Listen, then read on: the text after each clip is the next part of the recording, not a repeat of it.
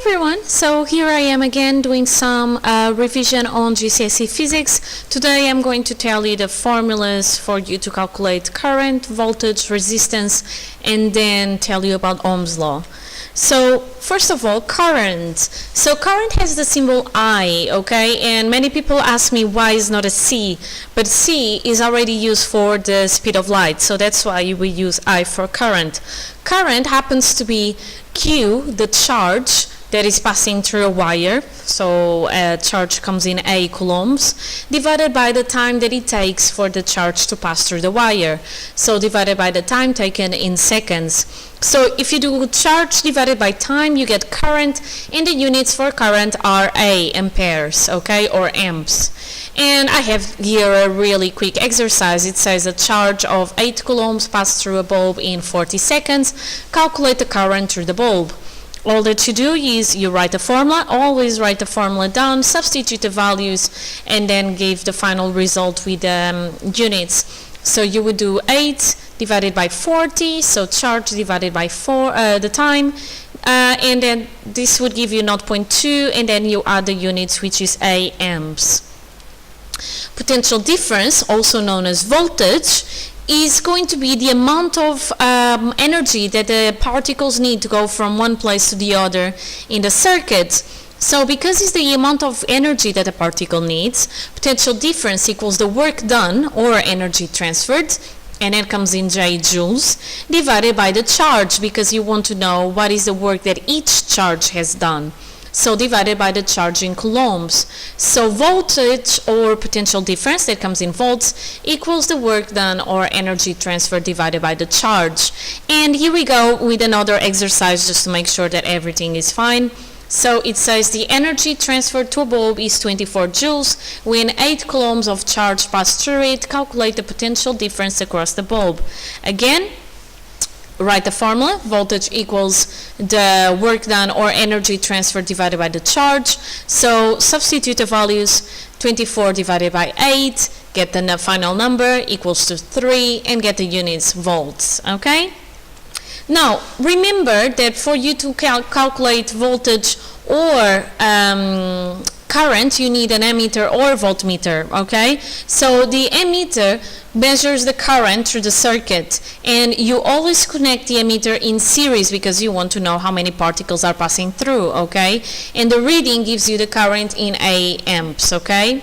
Or amperes. The voltmeter is going to measure the voltage or the potential difference, and the units for potential difference is going to be the V, volts. And you always connect the voltmeter in parallel with the circuit because you want to figure out the difference in energy from one place to the other, okay?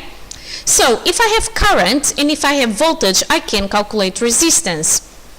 So resistance is simply by doing the voltage or potential difference in volts divided by I, the current that comes in amps, okay? Now, resistance is like friction in mechanics, in the other part of motion in physics. So what happens is the electrons or the charge carriers, they pass through a circuit and they have to push their way through lots of ions. They are vibrating, okay? I call them ions because they are the atoms that make up the filaments of the, or that make up the wire in the circuit, but because they have free electrons, and these electrons are the ones that are traveling around the circuit creating electricity, then if they lost an electron, they are positive ions, okay? So when these electrons are passing through the wires, they collide with them, they pass through them, and just like in friction or air resistance, they will warm up the environment, okay? Because they are just passing through or colliding with the ions. So the ions resist the passage of the electrons, and this resistance, how much they resist, is called the resistance. So the resistor limits the current in a circuit. The higher the resistance, the lower the current. The other way around is true as well. So if I have less resistance, then I have more current because more electrons can pass through.